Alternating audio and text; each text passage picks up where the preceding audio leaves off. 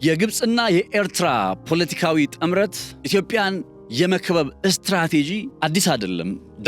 ደጋግመን ተነጋግረንበታል። ኢሳያስ አፈወርቂ ካይሮ ገብተዋል። ለምን ገቡ? 3 ቀን ይፋዊ የሥራ ጉብኝት ሲያደርጉ ዋናው አበይት ጉዳይ ሊሆን የሚችለው ምንድነው? ስለ ኢትዮጵያስ ምን እያሉ ነው የሚገኙት? አሁን ላይ ካለው የውስጥ ስነ ምህዳር አንጻርስ?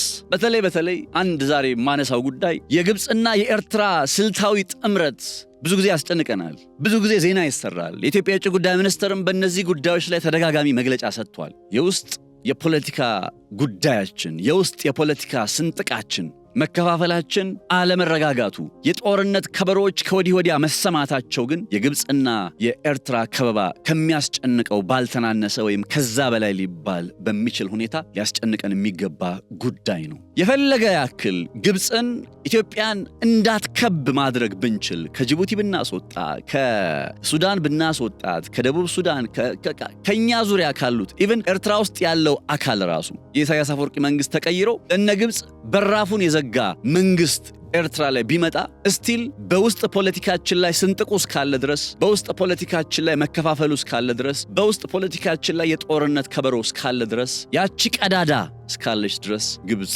በዛሽ ቀዳዳ እንደምትገባ እርግጠኛ መሆን ይቻላል። ያቺን ቀዳዳ እስካልሸፈናት ድረስ፣ ያቺን ቀዳዳ እልባት እስካልሰጠናት ድረስ ግብጾች በእኛ ሀገር የውስጥ ፖለቲካ የመፈትፈት ኢትዮጵያን ዕድሜ ዘመኗን በድህነት እንድትማቀቅ የማድረግ እንቅስቃሴያቸው ላፍታም ቢሆን ሊገታ አይችልም። በምንም ያክል ደረጃ በኢትዮጵያ ዙሪያ ግብጽ እንዳትኖር ማድረግ ብንችል እንኳን የውስጡ እስካለ ድረስ፣ የውስጡ ቀዳዳ እስከተስተዋለ ድረስ፣ እስካልተደፈነ ድረስ ግብጽን በዛ እንዳትገባ ማድረግ አንችልም።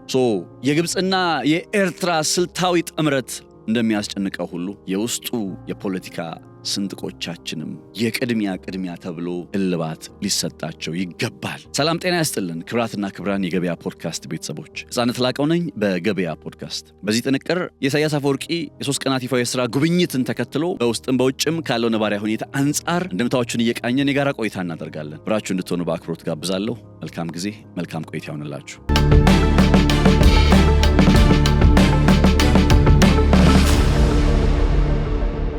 የግብፁ ፕሬዝዳንት አብዱል ፈታህ አልሲሲና የኤርትራ ፕሬዝዳንት ኢሳያስ አፈወርቂ ከቅርብ ጊዜያት ወዲህ በኢትዮጵያ ላይ ያላቸውን ዲፕሎማሲያዊና ወታደራዊ ጫና ለማጠናከር በርካታ ስልታዊ እርምጃዎችን እየወሰዱ ይገኛሉ።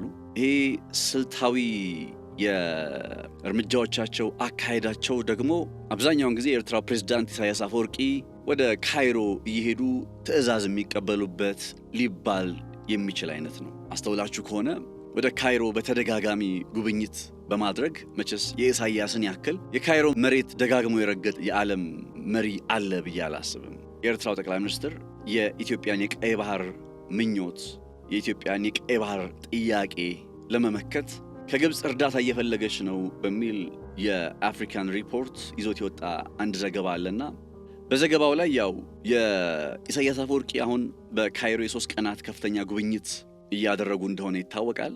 እና የእሳቸው ከፍተኛ የካይሮ ቆይታ ከግብፁ ፕሬዝዳንት አብዱል ፈታህ አልሲሲ ጋር በዋናነት ማለትም በግንቦት 2026 ላይ ኦልሞስት ከጥቂት ሳምንታት በፊት ሁለቱ ሀገራት የጋራ የወደብና የባህር ትራንስፖርት ስምምነትን ከተፈራረሙ በኋላ የተከተለ አስቸኳይ ስብሰባ ነው።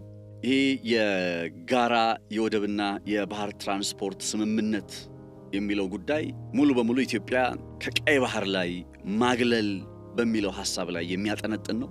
ከዚህ ቀደም እነ ሳውዲ አረቢያን ጨምሮ እነ ጅቡቲም እነ ሱዳንም ጭምር በተጠቃለሉበት እነ ሶማሊያም ባሉበት አይነት ሁኔታ ኢትዮጵያ ሆነ ሌሎች ከቀይ ባህር ጋር የማይዋሰኑ ቀይ ባህርን የማስተዳደር ወይም ወደ ቀይ ባህር የመድረስ አይነት መብት እንዲኖራቸው አንፈቅድም የሚል እንቅስቃሴ እንደነበር አይዘነጋም። ከቅርብ ጊዜያት ወዲህ ግን በዚህ ሂደት ላይ እነ ሶማሊያም እነ ጅቡቲም ሙሉ በሙሉ እንኳን በይፋ አቋማቸውን ለውጠው ሬድሲ ካውንስል ከሚባለው ጥምረት ላይ አግልለዋል ተብሎ ባይገለጽም ግን በትብብር በማዕቀፍ ደረጃ ይሄ እንደ ኢትዮጵያ መሰል ሀገር የሚያቀርበውን የባህር በር ጥያቄ ወይም የቀይ ባህር ተደራሽነት ጉዳይ በአንድም ይሁን በሌላ መልኩ መልስ መስጠት እየፈለጉና ከኢትዮጵያ ጋር እንዴት አብረው መስራት እንደሚችሉ መንገዶችን እያዩ ነው ይባላል። ለምሳሌ ሶማሊያ ከአንካራው ስምምነት በኋላ ላይ ያላት አቋም በተወሰነ እየተቀየረ መጥቷል ይባላል። እንዲያውም እኮ በአንካራ ስምምነት ላይ ለኢትዮጵያ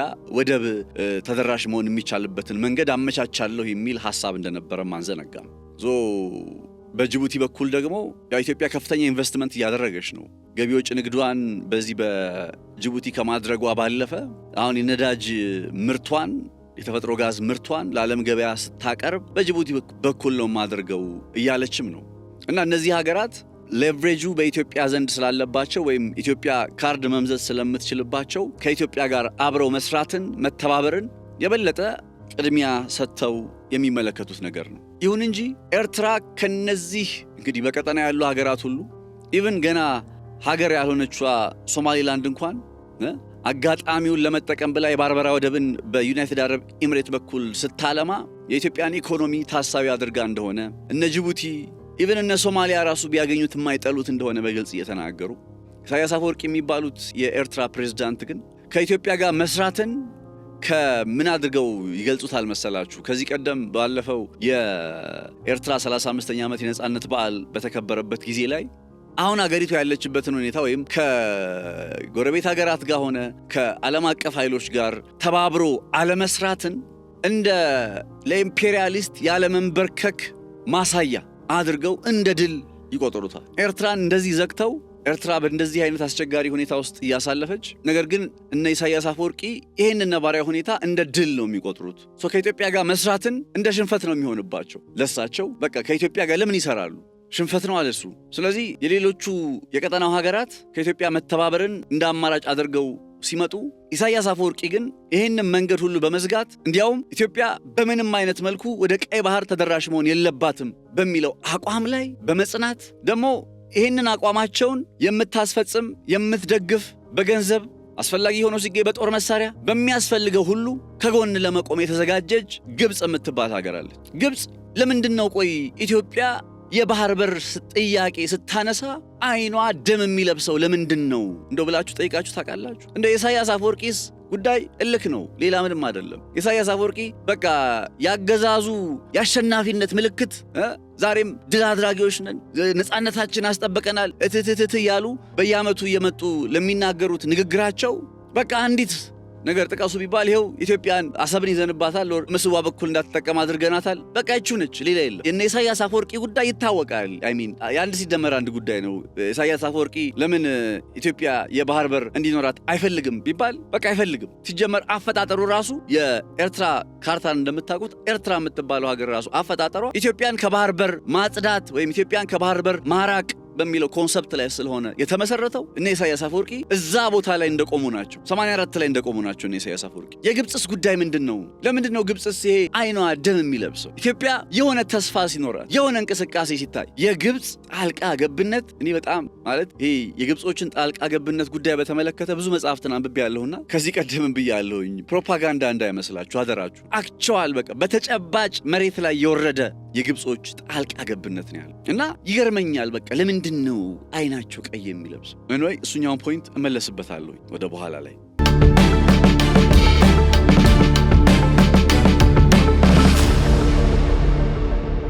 አሁን የፕሬዝዳንት ኢሳያስ አፈወርቂ ከግብፁ ፕሬዝዳንት አብደል ፈታህ አልሲሲ ጋር እጅግ ወሳኝ ለሆነ ነው ባይዘው የ3 ቀናት ይፋ የሥራ ጉብኝት በካይሮ ናቸው።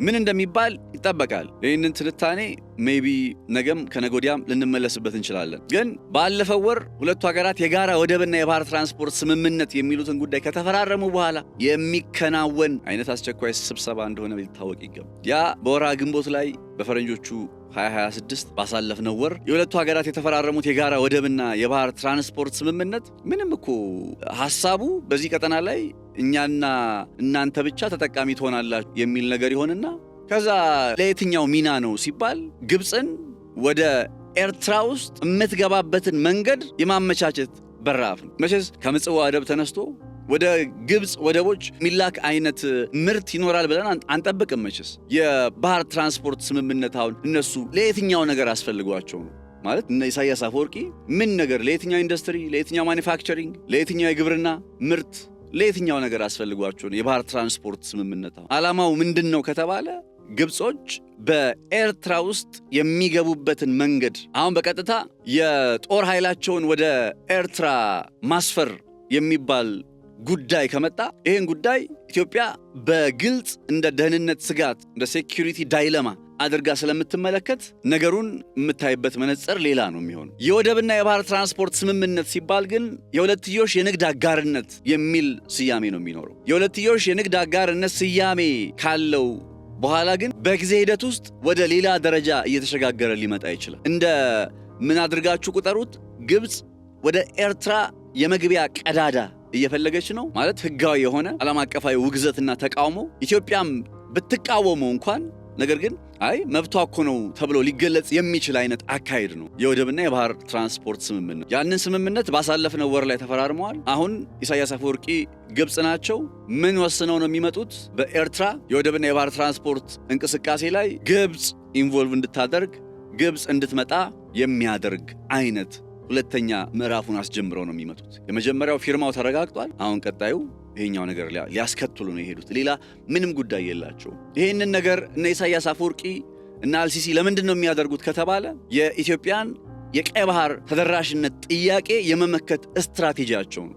ኢትዮጵያ ቀይ ባህር ይገባኛል በማለት እያደረገች ባለው እንቅስቃሴ ላይ ጥረት ላይ በሰላማዊ መንገድ መላው ዓለም አቀፉ ማህበረሰብ በአዎንታዊነት ይመለከተዋል። አሜሪካን ብትሉ፣ እስራኤልን ብትሉ፣ ኢራንን ብትሉ፣ ዩናይትድ ኪንግደም፣ ጀርመን፣ ፈረንሳይ፣ ጣሊያን ያልዘረዘርኩላችሁ በርካታ ሀገራት የኢትዮጵያ የባህር በር ጥያቄን በሰላማዊ መንገድ የማግኘት ተደራሽ የመሆን ጥያቄን የሚደግፉ በአዎንታዊነት የሚመለከቱ ናቸው። ይህንን የኢትዮጵያ የባህር በር ጥያቄ እንዴት አድርገን ነው የምናከሽፈው በሚለው ላይ የነሱ ስትራቴጂ ምን ሆኖ ነው እየቀረበ ያለው? አንደኛ የባህር ዳርቻ አገራት ብቻ መብት የሚል ጉዳይ ነው።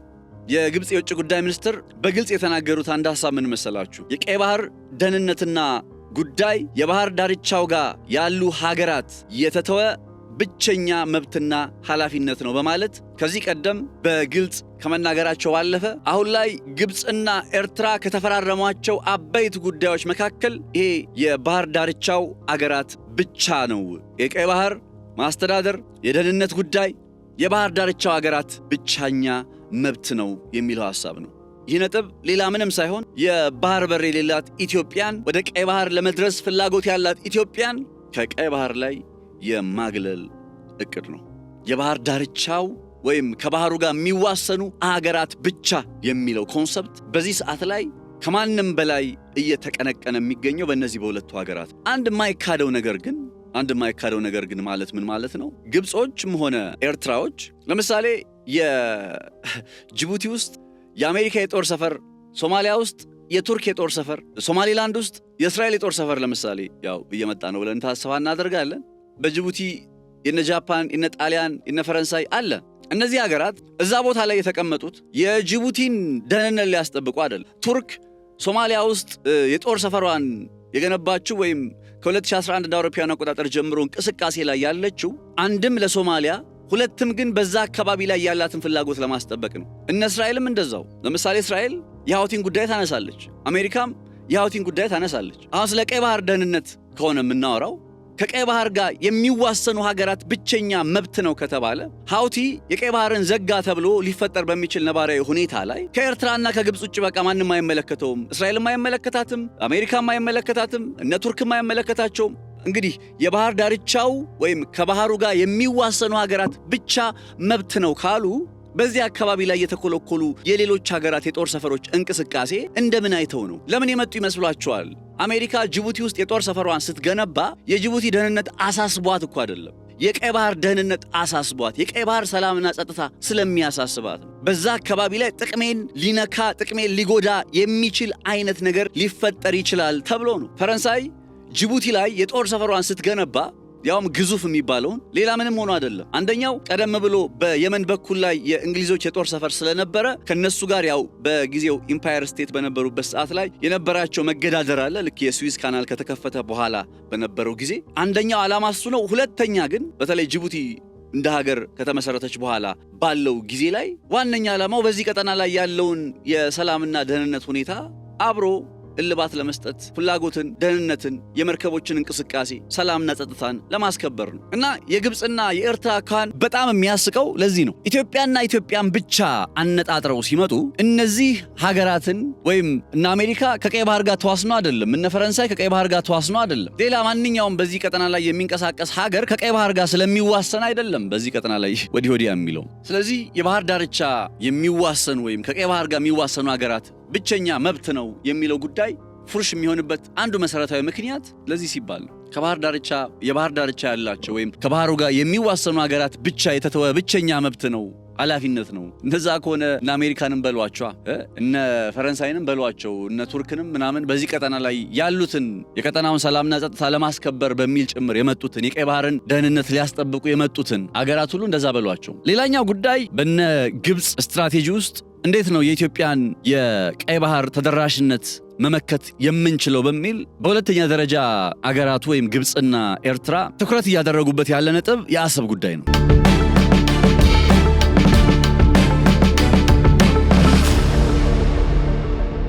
ያው አሰብ ግመል ማሰሪያ ከሆነች ቆይታለች አይደል? ኢትዮጵያ ኤርትራ ጋር ከተለያየችበት ጊዜ አንስቶ ያ አካባቢ በግልጽ ሊታይ በሚችል ሁኔታ ኢኮኖሚያዊ እንቅስቃሴው ዜሮ ሆኗል።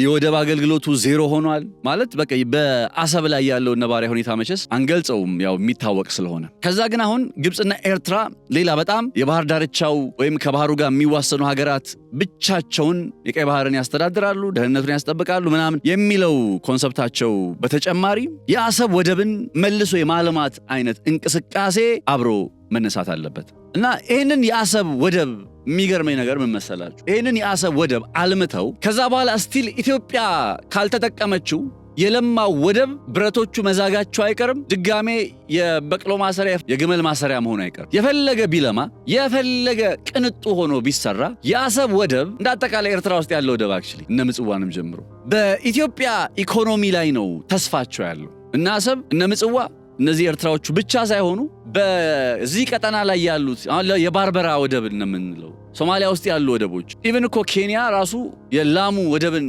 ስትገነባ አንደኛው ሐሳቧ እንዴት ነው ኢትዮጵያ ኢኮኖሚዋ ይሄንን ወደብ ሊጠቀም የሚችለው በሚል ካልኩሌሽን የሰራችው እና የአሰብ ወደብን መልሰን ለማልማት የሚለው የነ አልሲሲ እቅድ በጣም የሚገርማችሁ የመሰረተ ልማት ግንባታዎቹን ለማገዝ የወደብ ትስስር ለመፍጠር ከዚህ ቀደም ቃል ገብቶ እንደነበረ አይዘነጋም እና የአሰብ ወደብን አልምተው እንደው ያልሙት ብለን ብናስብ እንኳን ከዛ ግን መልሰው ከኢትዮጵያ ጋር አብረው መስራት የማይችሉ ከሆነ ቅድም እንዳልኳችሁ የአሰብ ወደብ መልማት በቃ የግመል ማሰሪያነት ከመሆን የተለየ ምንም ዕጣ ፈንታ ይዞለት አይመጣም። ለግብፅ ግን ምን አይነት እድል ይፈጥርላታል? በኤርትራ ውስጥ የምትገባበትና በኤርትራ ውስጥ ከገባች በኋላ ደግሞ ለምሳሌ የጦር ኃይሏን ለማስጠጋት ጦር ሰፈር እንቅስቃሴ ለማስጀመር የመሳሰሉት ነገሮችን ለማድረግ መሰረት ድንጋይ የምጥልበትን ሁኔታ ይፈጥርላታል። ከዚህ ቀደም ሰርቼላችሁ በነበረ ዘገባ ታስታውሱ ከሆነ ሳውዲ አረቢያ ውስጥ እና አሜሪካ ሲገቡ ነዳጅና አልማ ብለው ገቡ። ከዛ እሺ ያለ የሳውዲ አረቢያ መንግስት ነዳጅ ማልማት ጀመሩ 1930ዎቹ። ከዛ ነዳጁ መውጣት ሲጀምር ይሄንን ነዳጅ ከአደጋ ለመጠበቅ ደህንነቱን ለማስጠበቅ እኮ የወታደራዊ እንቅስቃሴ ያስፈልገናል፣ ወታደሮቻችን ወደ ሳውዲ አረቢያ እንዲገቡ ይፈቀድልን።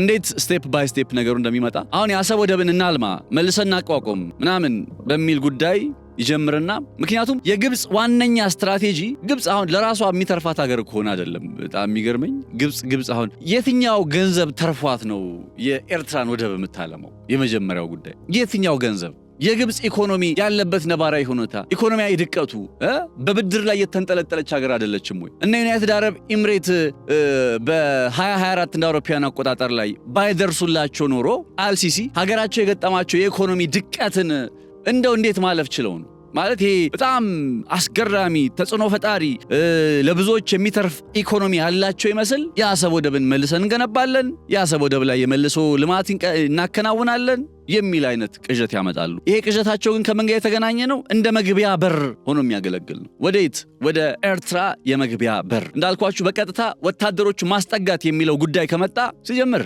ወታደሮቹ ማስጠጋት የሚለው ጉዳይ ያው እንደ ሐሳብ ነው ማነሳላችሁ እንጂ በሶማሊያ ውስጥም እንደዚህ አይነት ዜና አስነግረው እንደቀሩ ይታወቃል። ማለት የገብታለች ሶማሊያ ውስጥ የግብጽ ወታደሮች እየገቡ ነው እንዲህ የሚል ዜናዎች ተነገሩና ከዛ ነገሩ ሲታይ ተረት ሆኖ ቀረ።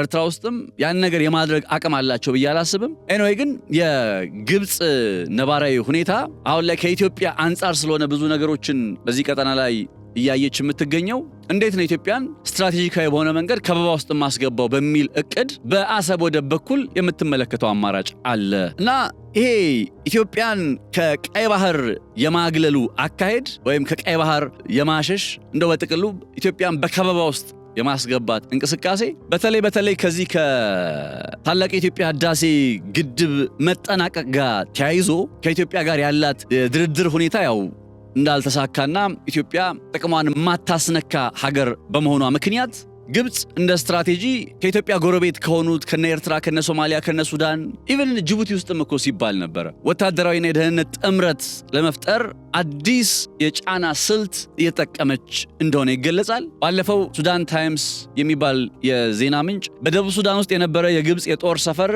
ከደቡብ ሱዳን እንዲወጣ ትዕዛዝ ተላልፎበታል መባሉ አይዘነጋም። ሱዳን ፖለቲካ ውስጥ ግብጾችን ካያችሁ ግብጾች በአብደልፈታህ አልቡርሃን ወታደራዊ ኃይልን በጦር የሚያስታጥቁ ድሮን የሚያቀርቡለትና በድሮን የታገዘ ጥቃት ጭምር በኢትዮጵያ ድንበር አካባቢዎች ላይ በሚኖሩ ጦርነቶች ላይ በቀጥታ የግብጽ ድሮኖች የሚሳተፉበት አጋጣሚ አለ እና በዚህ ደረጃ በሱዳን የእርስ በርስ ጦርነት ላይ እየተሳተፉ ነው ግብጾች።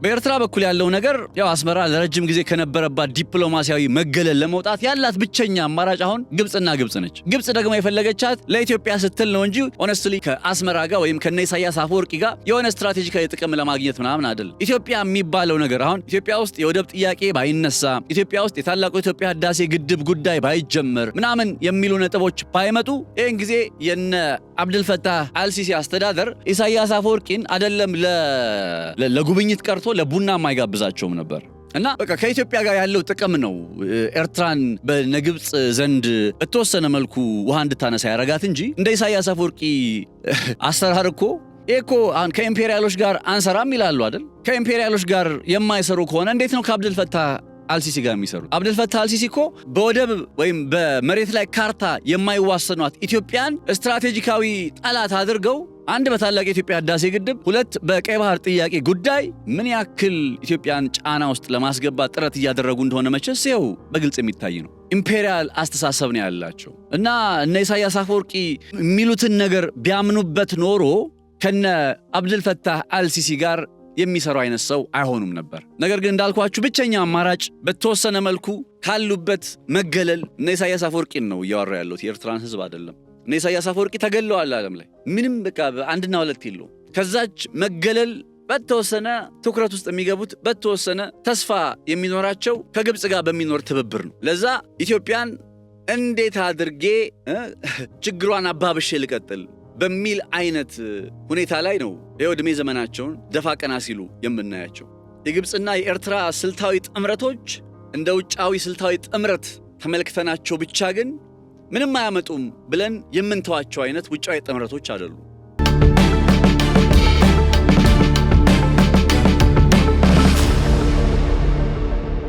እንደምታውቁት የኢትዮጵያ ብሔራዊ ደህንነት ስጋት ብለን ስናስብ ከውጭ ያለው ብቻ ሳይሆን ወይም የነግብጽና የነኤርትራ ጥምረት ብቻ ሳይሆን ከውስጥም እንደሆነ በግልጽ መታወቅ አለበት።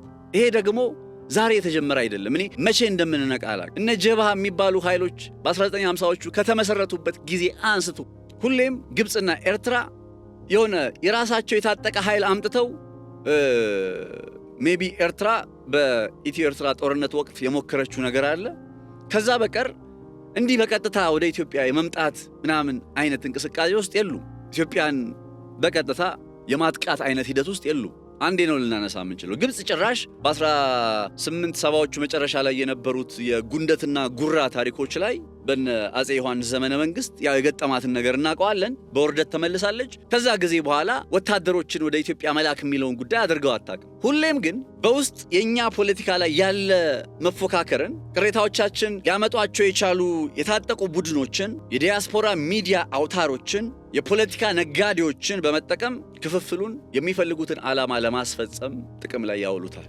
ስለዚህ የውስጥ ፖለቲካችንን በውስጥ ፖለቲካችን ላይ ያለው ችግር፣ ያለው ቅሬታ፣ ያለው ክፍተት ሁሌም ለግብፅና ለኤርትራ ጣልቃ ለመግባት ቀዳዳ ሆኖ እያገለገለ ነው የሚገኘው። ለዛም ነው የኢትዮጵያ መንግስትም እንደ መንግስት አሁን በውጭ ያለ ስጋት አለብን ብለን እንደምናምነው የእነ ኤርትራ የእነ ግብፅ ስልታዊ የሆነ ጥምረት ኢትዮጵያ ላይ አደጋ ደግኗል ብለን እንደምናምነው የውስጥ ፖለቲካ ችግሮቻችንም ይዞ የመጡት ቻሌንጅ ቀላል ስላልሆነ እሱን ጉዳይ በምንና እንዴት አድርጌ ነው እልባት ልሰጠው የምችለው በሚለው ላይ መንግስት የቅድሚያ ብሎ ሊሰራ የሚገባው ጉዳይ ነው። በውስጥ ያለው ቀዳዳ እስካልተሸፈነ በውጭ ያሉ ኃይሎች ለምን በዛ ቀዳዳ ገቡ ማለት ትክክልም ስለማይሆን ያም ማድረግ የመንግስት ኃላፊነት ብቻ አይደለም። አይ አንደርስታንድ የሁሉም ኃላፊነት ነው። በእንደዚህ አይነት ነገር ላይ ያለው አካል ሁሉ ኃላፊነት ነው። ነገር ግን ከሁሉም በበለጠ ደግሞ ነገሩን ግጭቶችን፣ ጦርነቶችን በሰላማዊ መንገድ የመፍታቱ አካሄድን በተመለከተ የፌዴራሉ መንግስትም ኃላፊነት ነው። በቃ የሆነ አካል የሚያነሳው ጥያቄ ሊኖር ይችላል። ያን ጥያቄ የፌዴራሉ መንግስት ተገቢነት የለውም ብሎ ሊያምን ይችላል። ወደ ጦርነት ውስጥ ተመልሰን በመግባታችን ወደ ግጭት ውስጥ ተመልሰን በመግባታችን እንደ ግብፅና እንደ ኤርትራ የመሰሉ ሀገራት ናቸው ተጠቃሚ የሚሆኑት። ማንም የሚጀምረው ጦርነቱን ታጣቂዎቹ የሚያደርጉት ማንም ያደርገው ጦርነት ውስጥ ኢትዮጵያ መግባቷ ለግብፅና ለኤርትራ እንጂ የሚጠቅመው ለኢትዮጵያም ሆነ በውስጧ ላሉ ለየትኛውም ክልል የሚጠቅም ነገር አይደለም። ማለት ይህንን ነገር ለመረዳት የግድ ጂኒየስ መሆን አያስፈልግም። ክብራትና ክብራት ጦርነትን አያስፈልግም ለማለት በጣም ቀለሜ መሆን ሜጋ መሆን አያስፈልግም። በቃ ግብፅና ኤርትራ በዚህ ጉዳይ ተክነዋል። ኢትዮጵያ ውስጥ ያለችን ትንሽ ቀዳዳ ለማስፋትና የኢትዮጵያን የችግር የስቃይ የመከራ ዘመን ለማባባስ በቃ ከነሱ በላይ ማንም የለም በእርግጠኝነት። እነሱም የሚተማመኑት ይሄንን ነው ባይዘው። እና ይሄኛው ጉዳይ የውስጥ ፖለቲካ አለመረጋጋትን ጉዳይ እልባት መስጠትም ስለ ግብፅና ስለ ኤርትራ በምንጨነቀው ልክ ወይ ግብፅና ኤርትራ ከበባ ውስጥ እያስገቡን ነው የሚለው ጉዳይ እንደሚያስጨንቀን ሁሉ ባለፈው የኢትዮጵያ የውጭ ጉዳይ ሚኒስትር ግብፅ ኢንሰርክልመንት ስትራቴጂን እየተከተለች ነው አለ።